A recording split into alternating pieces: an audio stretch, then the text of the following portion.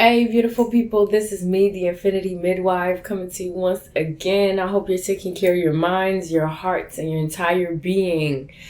Okay, so I'm coming to you with another message because I was called to do another message.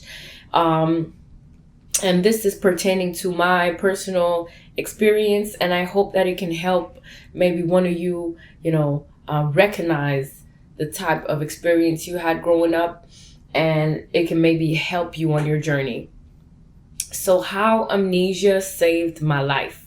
Okay.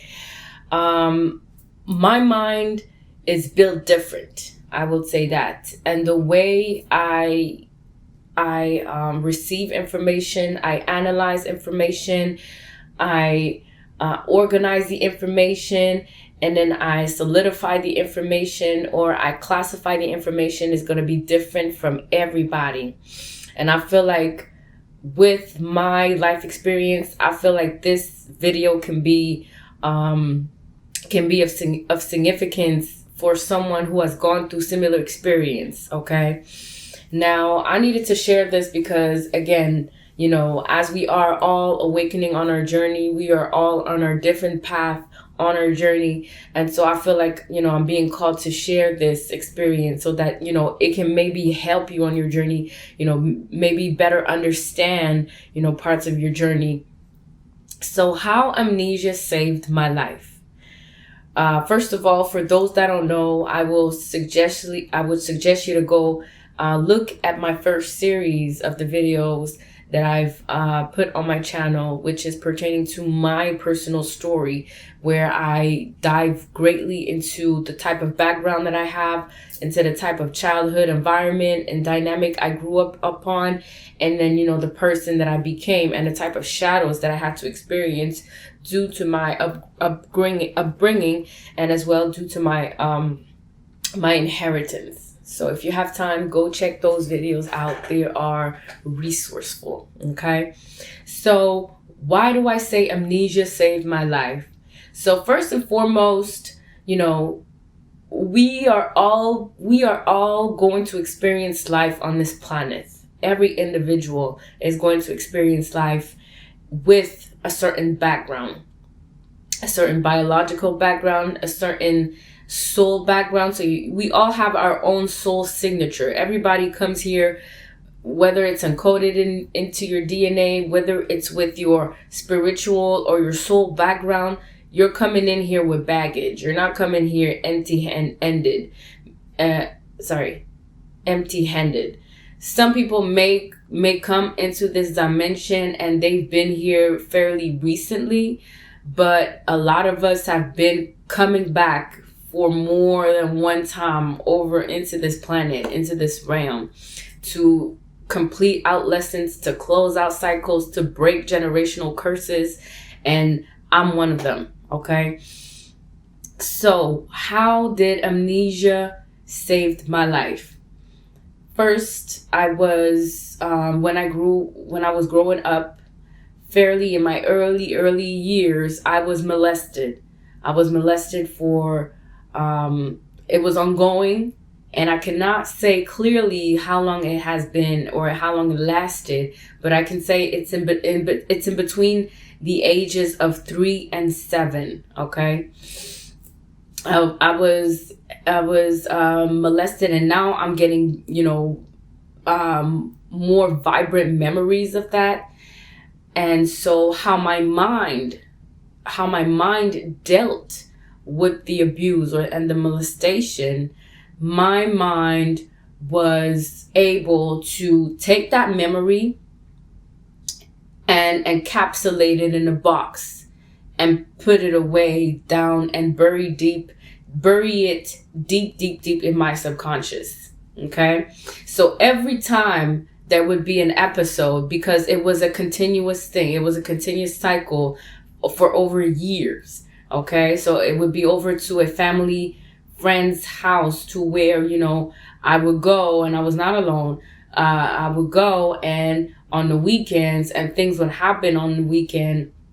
But every time I would wake up in the morning, it's like my mind would have forgotten the whole episode that happened during that night. Now, I cannot say 100% for sure that there was no drug involved, there was no type of sleeping pills involved. I cannot say 100%. But how my mind processes things at that time pertaining to that event, it would take the memories or the actions or the event, it would encapsulate it in a box and it would bury it down in my subconscious. So even on the next day, my mind had already forgotten what was happening the previous night. Okay.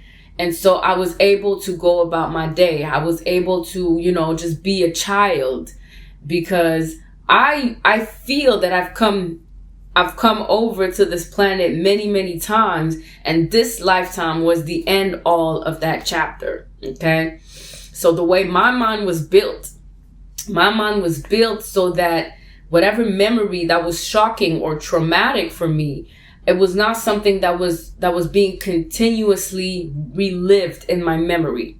It was very much something that was put in a box and it was put away. Now, I don't know if it's a defense mechanism, actually, but more so if we were to dive deeper into the description, we can say maybe it's a trickster aspect of myself that dealt with it. Or I'm not going to dive deeper into it. I'm just going to allow you to imagine how our mind are constructed differently, right? So I was able to overlook that memory and that event continuously. And so the way I grew out of that episode of my life, I treated myself as a normal person. Okay. So I was not afraid to do things just like normal people would, right? Usually when you go through these types of molestation episodes at a fairly young age, you will have some form of repercussions. You will carry some form of burdens if your mind isn't constructed in a complex way, right? You will relive those memories, especially if your mind is set in a certain way. You will relive those same memories. You will ask yourself those questions. You will look at your environment and question, how come, nothing was done? How come nobody came to save me? How come, everybody was on a hush hush of what was really going on, right? But I wasn't there, okay? I grew up with the knowing that I was normal, okay? So I had forgotten about these episodes. So I had this amnesia that enabled me to go about my life just like a regular person would. Okay. So I was not predicating upon my life that I was a victim. Okay. So I did not walk with victim mentality. I was very strong headed. I was very ambitious. I would do things to put me in a position of power.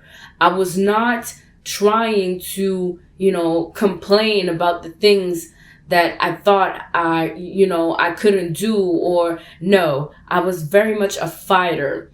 So throughout my life, like very early on, I wanted to be a business person. I wanted to invest in companies and then start, developing ideas, turn them into reality. Like I was very creative. I wanted to organize events. I would organize events. Like I was actually organizing events. I was a promoter. I was doing many, many things because I was not scared. Again, because my amnesia kept me ahead of, the position I was supposedly supposed to be in. Okay. And that's very important to understand, because when you go through traumatic events, yes, you're going to have certain repercussions, but if your mind is constructed in a way that is protecting you, then, you have many chances, or you have chances to, uplift yourself out of there, out of that hole that wants to keep you stuck in reliving those memories. Okay. So the way I grew up, I was overlooking certain things, again, because of my amnesia. I was not, I could not pinpoint certain habits that I had, or I could not, place my finger on some type of patterns that I had developed due to that episode of my life. So I was not fairly capable enough to understand why I had so much sexual energy. Why was I why was I why was I so much in tune with my sexuality? I thought it was normal. I thought it was normal. I thought it was normal for me to be overly sexual with myself. Masturbation was something that was, fairly, was introduced at a very early age. And it was always a habit that I kept, bringing back to, soothing myself and, allowing me to come into this peaceful state of mind with masturbation. But I would never question to where it was coming from, or how, I found ways into soothing myself that way. Okay. So, I was very much in touch with my sexual self at a very early age. And I thought it was normal. So there were a lot of things, a lot of habits that I had, like overgiving of myself. I thought it was normal to overgive. Like whether I was in a relationship, in a situation, in a partnership, in a collaboration, I would tend to overdo it, right? Because again, I did not pinpoint, I was not tracing that habit back to that original episode of my life where I was in a dynamic where an adult was taking advantage of me, right? And then I felt like I had to please that adult. I had to overdo for that adult to, for that adult's attention. Okay. So I did not know where it was coming from, but I was overly overdoing it in any types of partnership it was. So I was overgiving when it came to being in friendships, always afraid that the person would leave me or, would, look at me in a certain way. So I was a very much a people pleaser for a long, long time, because I always felt that people were looking at me differently, but I could not pinpoint as to why. Okay. And I also had abandonment issues due to the fact that I did not grow up with my mom. Like, she left very early on in my life. So that also created space for me to doubt my femininity. Although I was overly sexual, I was not able to fully grasp what was femininity for me. Like, I had to define it with construct of the past or construct of early childhood trauma that was just habitual, that became habitual, but I could not trace back to the memory of why did it all unfolded that way. Okay. So yes, so I had these habits of overdoing it, of overgiving, of over pleasing, of always, taking up other people's opinion upon mine. So I was very insecure, right? I was very insecure. Although I was doing all these things to prove to myself that I was a normal person, a part of me knew that something was not normal about me. But because everybody in my environment as well was on hush hush of what really happened, it was like I was living a false life. I know it sounds weird to say, but I was living a false life. I was trying to prove to myself that I was normal. I was trying to prove to others that I was normal. So I would overly do it, trying to prove myself to others and trying to prove myself to me about how normal I was. But deep down, in fact, I knew that something was not normal with me. And I always seen that people in my environment knew that would happen, right? Adults, cousins, aunties, they knew what had happened, but everybody kept it on the hush hush. Everybody was observing, in my life, was observing me in my life of how, I was going to process that episode without ever, giving a helping hand or actually sitting me down and say, you know what, this happened to you when you were younger. Like, so there was a lot of I don't want to say, it's like people knew the background story of what had happened to me, but they kept it on a hush hush because for whatever reasons, right? We can expand on this, but I'm not gonna do it here because I feel like it's useless. At the end of the day, people will try to have leverage upon you. People will try to have some form of power over you. People will try to make them feel themselves better over you because they know a part of your story that you weren't aware of, or maybe that you were too young to recall. So they probably must have felt, people in my environment must have felt like more powerful, so they were treating me poorly, or they were treating me with disregard, or they were treating me with disrespect, or they were treating me with malignant intent, because they felt overly powerful, because they had the backstory to what had happened. But because I was amnesia about it, I could not, I could not empower myself and stand in my story and say, hey, I know what happened to me. You need to start treating me different, or you need to start, respecting me, and, whatever have you. I could not confront these people.